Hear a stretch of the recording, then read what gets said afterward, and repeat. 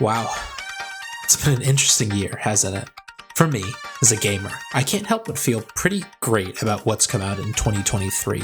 This year has been filled with games from all across the board that I have really enjoyed. As a Nintendo fan, I expected the waning years of the Switch, an underpowered console at the time of its release 7 years ago, to be somewhat dull, but that simply wasn't the case. Huge releases are still coming to the Switch, even as rumors of its successor spread.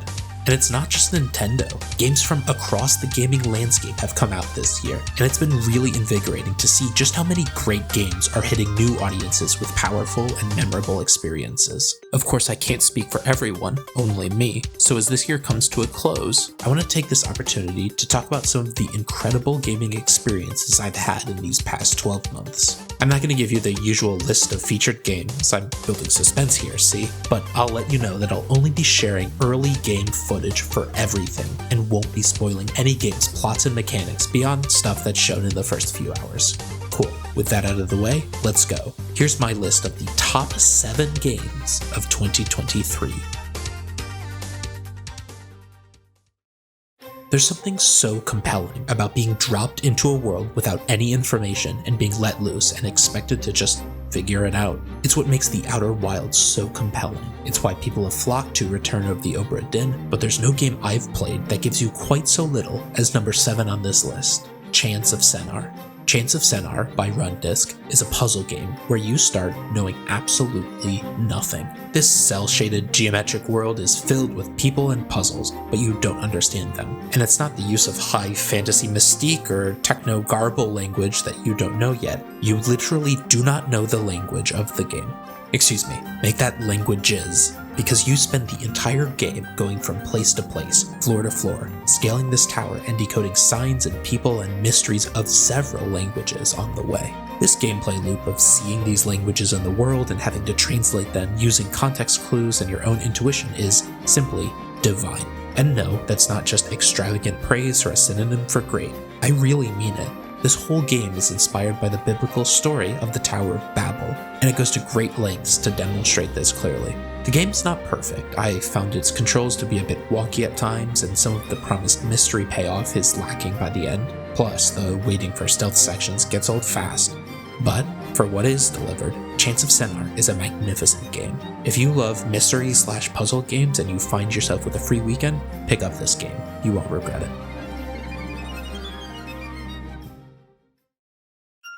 On the other side of the coin of mystique and intrigue, we have a game like Cocoon. In Cocoon, the debut game by independent studio Geometric Interactive, you play as a firefly beetle bug that can carry around these power globes. Each of them is, in fact, a world in and of itself. You spend the game working through these worlds, dipping in and out of them in order to solve puzzles and progress.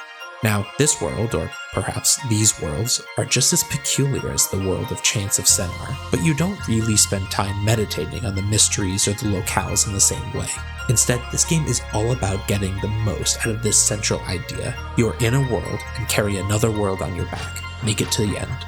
As you go, you eventually learn that by holding the globes, you get some sort of power to manipulate other worlds. You carry these globes and are allowed to go in and out as much as you need. There's not a ton of opportunity to get lost in these worlds. There aren't many chances to wander off the beaten path. You mainly solve environmental puzzles using the skills and globe tools at your disposal. There definitely is some sort of plot to this game, including some grand finale and a secret ending that hints at this universe being much larger than the worlds you just explored. But I wasn't much interested in the plot. For me, it was all about this incredibly unique gameplay tool of jumping in and out of worlds. This is a short game, maybe 5 hours long, so it's not much of a commitment. If this looks as cool to you as it did to me, I highly recommend you jump in and see just how deep the rabbit hole goes.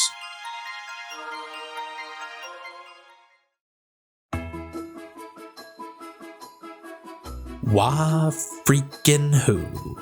Yep, number 5 on this list is, of course, Super Mario Bros. Wonder. This game is the first mainline 2D Mario platformer since 2019's incredibly named New Super Mario Bros. U Deluxe. itself a remake of the same non-deluxe game that was released way back in 2012. In other words, it's been a while. Super Mario Bros. Is, in many ways, the flagship series of Nintendo. The original game in this series kind of set the ground rules for what video games would be for the next 40 years. In many ways, we've got this little Italian to thank for what gaming has become. Mario has heard that praise, it seems, and it went to his head. He celebrated a little too hard, because now we're floating around in the psychedelic dreamscape of a narcissistic lunatic plumber, and it's fantastic. This game is carefully crafted at every corner to surprise and delight, while still holding on to that nostalgia from those original games. But unlike most of the Super Mario Bros. Games of the 21st century thus far, it's not afraid to reject nostalgia when it needs to, in order to get weird. And this game is weird. Very weird. Wonderfully weird, as a matter of fact. You transform into an elephant, float through space, surf on buffalo, and so much more. It's all just weird. Gameplay is a ton of fun. Controls are as tight as they are familiar, and the badge system is, while a little bloated with repeat or useless options, an incredibly welcome addition that can make even repeat runs feel fresh. The grappling hook, the parachute, the badge that's just Dixie Kong from Tropical Freeze, and so much more add either new movement options, challenge, or both to these levels. In fact, my only real knock against this game is that it's lacking in challenge overall. I played through and even 100% completed the whole thing with a good friend. By the way, the multiplayer implementation in this is fine. And there were maybe 3 levels that I had more than a cursory stumble with. But that's a small thing, and I can always try to run through the whole game with the spring mushroom from Super Mario Galaxy if I want more challenge. All in all, while Super Mario Bros. Wonder probably won't go down in history as the finest 2D platformer of all time, it's a game full of fun and charm that I encourage all platforming lovers to try. Alright, let's go on a quick journey to understand why this next entry is on the list. So I was chatting with a friend while they were playing through Remedy Entertainment's Control in preparation for the release of Alan Wake 2, which I unfortunately have yet to play. I like Control a fair bit, but this friend loves it. They say it's among their favorites of all time. When I asked them why, they told me that experiencing mysterious, fantastical phenomena through the lens of rigid, dull, day-to-day bureaucracy was incredibly compelling. I couldn't agree more, and it put into words how I felt about a completely unrelated game, 2020's Coffee Talk by Toad Productions. Well, early this year, they released a sequel, Coffee Talk Episode 2, Hibiscus and Butterfly, and it does everything I loved from the first game and more. See, in this game, you live in a version of our world that is filled with fantasy creatures. Succubi, elves, werewolves, pixies, and more are all living on the streets of Seattle.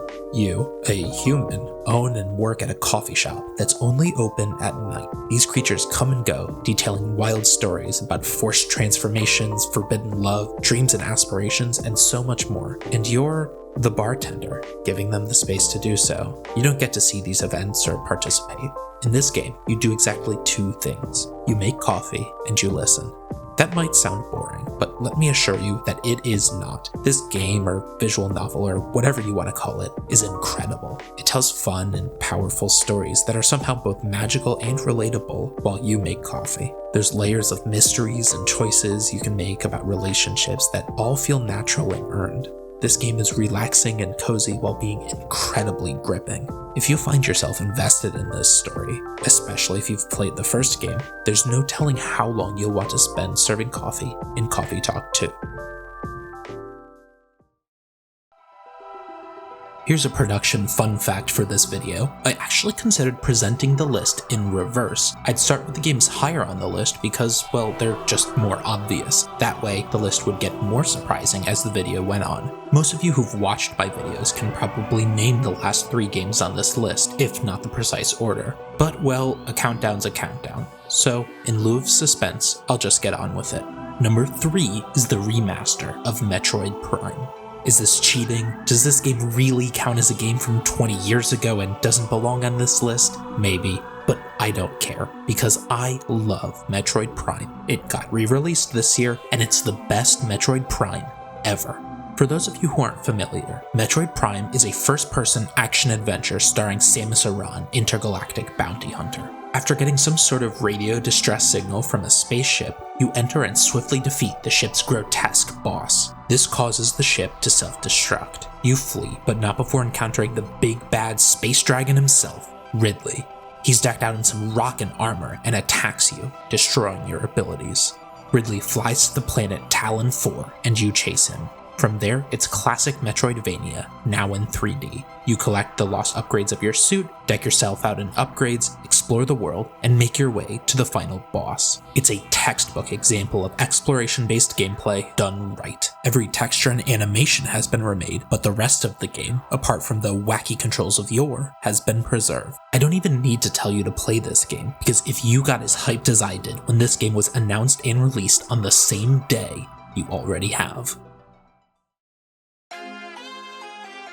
So it's not that often that a classic style RPG speaks to me. Most of the RPGs I love have something extra to them. I like but don't love Chrono Trigger, same with Earthbound. Persona 5 never spoke to me, I've never even played Star Tropics, and even the Mario RPG games don't always jump out at me. It's surprising then that I was as invested in Sabotage Studios' Sea of Stars as I was, because I loved this game to absolute pieces. Sea of Stars is a game about, well, a lot of stuff, but it mainly stars 3 people, Valir and Zale, 2 solstice warriors that have control over the magic of the moon and sun, and my boy Garl, who has the magic power of my heart. Together, they explore this magical world in a party-based RPG where they meet wacky people, gather teammates, discover the world, and take down an ancient evil that has come back to life after long ago being quelled. The plot is extravagant and a little out there for my tastes on paper, but I was almost always invested. Most of the characters were phenomenal, as was the pixel art and world design. Exploring felt natural and rewarding, and the game is covered in extra paths, secrets, and mini-games.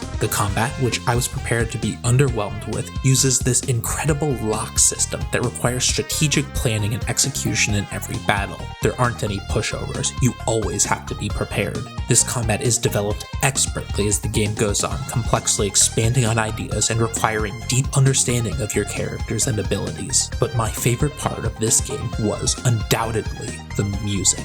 Every single track on this OST is fantastic. Since playing it, the music has become a staple of my Volcaronite video background playlist, and it'll feature in any video I can possibly find an excuse to fit it in. Not since Celeste have I been so in love with the soundtrack of a game. Between the gameplay and the music, I've become completely obsessed with Sabotage's games. I've since played The Messenger, a game in the same universe, and am eagerly awaiting the DLC for this game.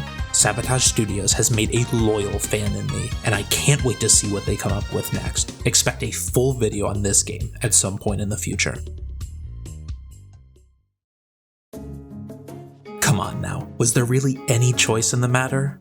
The Legend of Zelda Tears of the Kingdom is probably, as of yet, my game of the decade, and it's no wonder why. Breath of the Wild blew me away with its world and gameplay, and Tears of the Kingdom makes its prequel look like an early access version of itself. It's just such a magnificent game. Of course, this won't come as a surprise to anyone. I've released 3 of a planned 7 videos reviewing this game in painstaking detail, and there's good reason. This game is so big and beautiful that I couldn't possibly do it justice in just one review. I was prepared to be underwhelmed by the lack of wonder that the same map of Hyrule would provide. I was ready to have to step in the same places and do many of the same things as the last game. And mostly, after 6 years of waiting, I couldn't help but feel that the excitement and hype was too much to maintain, that the game couldn't possibly live up to it. For myself anyway, I was so wrong. When I said that this game was everything I wanted and more, I meant it. There's so much to this game that I absolutely adore. New locations, Ultra Hand, the depths, fun bosses and enemies, it's all incredible. The game is far from perfect, but the good is so powerful that it simply washes away my qualms. Obviously, I don't need to tell you this. If you're this far into one of my videos, then chances are that you've played and enjoyed this game, and it's so hard not to. I described Metroid Prime as a textbook example of exploration-based gameplay. Well, Breath of the Wild was the textbook on that, and Tears of the Kingdom somehow reinvigorated that feeling in the same world, and I'll always love it for that. And there you have it. This is my top 7 games of the year. If a favorite of yours didn't make the list, don't fret. It's actually pretty rare that I play a game right as it releases. There are certainly games from this year that I would love to play, but simply haven't gotten around to. The backlog is just too big, and there's so many games from years past that have been calling to me. With that in mind, I want to briefly mention 2 more games that didn't come out this year, but that I played this year and loved. They aren't 2023 games, but they're games that helped define 2023 for me. Tunic was released by Isometric Corp Games as a sort of isometric 2D Zelda/Souls-like hybrid game that I absolutely adored. The visuals are highly stylized in a way I really love, apart from the depth of field effect, but never mind that. The gameplay is as rich and challenging as it was rewarding, and I loved the concept of piecing together the game's manual to understand the mechanics, learn the world, and discover secrets. In fact, the stunning depth of this game's plentiful secrets is one of the best things about this game. It's absolutely incredible. The Outer Wilds by Mobius Digital is a game I've mentioned before on this channel, and there's a reason. It's amazing.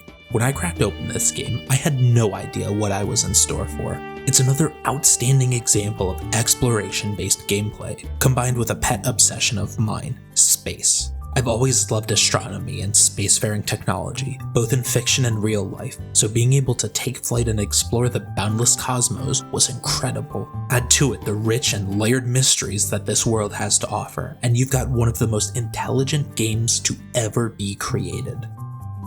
Alright, I think that's it. I'd love to hear from you what your favorite games of the year are, and why.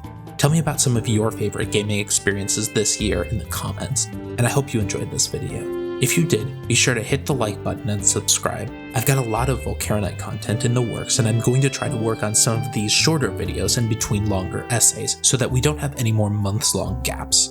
No promises, I've missed enough deadlines at this point to know better, but hopefully I'll have more short-form and long-form videos on the channel for you to enjoy as we head into the new year. But that's all I've got for you today, so enjoy your day and take care.